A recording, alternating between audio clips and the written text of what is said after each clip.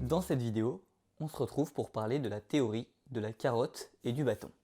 Vous en avez certainement déjà entendu parler. Elle vient de ce vieux proverbe qui dit que pour faire avancer un âne, il faut soit une carotte, soit un bâton. La carotte, c'est donc la représentation de la récompense, promise en cas de succès. Et à l'opposé, le bâton, c'est la punition, qui menace en cas d'échec. On va donc voir dans cette vidéo si cette méthode fonctionne pour les enfants qui ont des difficultés scolaires. Commençons tout de suite par parler du bâton. Le bâton, qu'est-ce que c'est? C'est les punitions et les remarques désobligeantes. C'est une manière consciente ou non de faire payer aux jeunes de ne pas réussir suffisamment bien. Eh bien, sachez que de nombreuses études confirment notre ressenti sur l'utilisation des punitions dans les apprentissages. À savoir que l'utilisation du bâton, c'est-à-dire des punitions, n'est jamais positive pour les enfants et les jeunes, et surtout ceux qui sont en difficulté scolaire. Une punition n'aidera jamais à vraiment motiver un enfant, même si ses résultats s'améliorent légèrement, puisqu'il travaille plus sous la menace. Sa vraie motivation, la motivation d'apprendre et de comprendre, elle, s'en trouvera diminuée. Bon, en conclusion, le bâton, ce n'est pas une bonne idée. Alors évitez de gronder et de punir votre enfant pour ses erreurs lorsqu'il travaille. Ça ne l'aidera pas à être plus motivé. Passons maintenant à la carotte. La carotte, c'est une récompense qui est promise en cas de réussite. Et comme on va le voir, elle peut être utile dans certains cas. Et ce sera à vous d'en juger. Voyons donc d'abord dans quel cas est-ce que vous pouvez utiliser une récompense avec votre enfant. On peut identifier deux scénarios. L'enfant a déjà une motivation en lui. Il peut être motivé puisqu'il a envie de réussir, qu'il a de l'ambition, parce qu'il veut faire plaisir à ses parents, parce qu'il a envie de comprendre, qu'il est vraiment curieux, etc. Dans ce cas, ce n'est pas nécessaire d'utiliser une récompense pour motiver cet enfant. Cela pourrait même être contre-productif. Et dans l'autre cas, l'enfant n'a pas de motivation en lui. Alors, l'utilisation d'une récompense, d'une carotte, pourrait être utile pour le motiver. C'est d'ailleurs souvent le cas des enfants et des jeunes qui ont d'importantes difficultés à l'école. Leurs difficultés ont fini par leur faire perdre la motivation qu'ils avaient en eux. Et c'est seulement après avoir recommencé à comprendre et à réussir qu'ils retrouveront petit à petit cette motivation. Alors, en attendant qu'ils la retrouvent, l'utilisation de récompenses peut être une bonne solution pour les motiver à travailler et à apprendre. Bon, maintenant que vous savez dans quel cas utiliser ou non une récompense, voyons quel type de récompense vous pouvez donner. Il faut savoir que la récompense est souvent symbolique, surtout pour les enfants.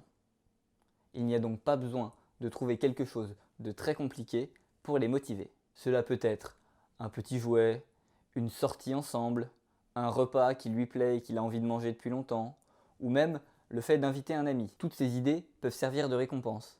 Mais bon, c'est à vous de trouver, c'est votre enfant, vous le connaissez mieux. Alors, essayez d'identifier ce qui lui ferait plaisir. Nous vous déconseillons toutefois de donner des bonbons, des sucreries ou des sodas en récompense, puisque le sucre a un impact néfaste sur le cerveau et qu'il est mauvais pour la concentration. Toujours par rapport aux récompenses, je voulais vous présenter une petite méthode qu'on utilise beaucoup chez Sequoia Éducation.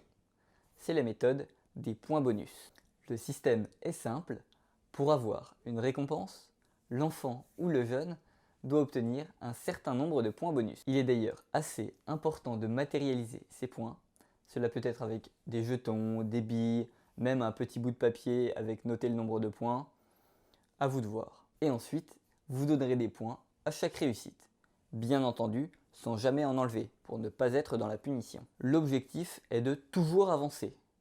Alors si un exercice était trop difficile et que vous avez du mal à donner beaucoup de points à votre enfant, vous pouvez tout de même essayer d'identifier des petites réussites, comme on l'a déjà vu dans d'autres vidéos, pour lui accorder un point. Bien entendu, à condition qu'il ait travaillé sérieusement et qu'il ait fait de son mieux. Puis évidemment, vous ferez attention à ajuster le niveau des exercices pour la suite. Dans le cas où votre enfant réussit bien un exercice, vous pouvez lui donner plus qu'un point. Ça peut être 2 ou 3 points. Il s'agit de le féliciter de sa réussite. Bon, et dans le cas où il ne fait pas preuve de bonne volonté, alors il n'aura pas du tout de points. Mais ce n'est pas l'objectif. Il faut à tout prix éviter la confrontation et trouver des astuces pour le motiver. Et il faut bien entendu que vous ayez défini à l'avance le nombre de points bonus nécessaires pour obtenir une récompense. Grâce à ce système, vous pouvez garder votre enfant plus motivé sur la durée sans avoir à lui donner une récompense tous les jours, ce qui serait d'ailleurs contre-productif puisqu'il se désensibiliserait et se désintéresserait progressivement des récompenses. Voilà. Après, c'est bien entendu à vous de trouver le bon rythme pour donner les récompenses. L'objectif étant d'éloigner petit à petit la durée entre deux récompenses. Et voilà pour cette vidéo sur la carotte et le bâton. On retiendra donc que le bâton et donc les punitions sont à éviter dans le cadre des apprentissages. Concernant la carotte, donc les récompenses, on a vu qu'elle pouvait être une très bonne solution dans certains cas. Et puis, on a aussi parlé du système de points bonus que l'on aime beaucoup chez Sequoia Éducation. Voilà, j'espère que cette vidéo vous a intéressé. Dites-moi ce que vous en avez pensé et si vous avez essayé de mettre en place un système de récompense avec votre enfant.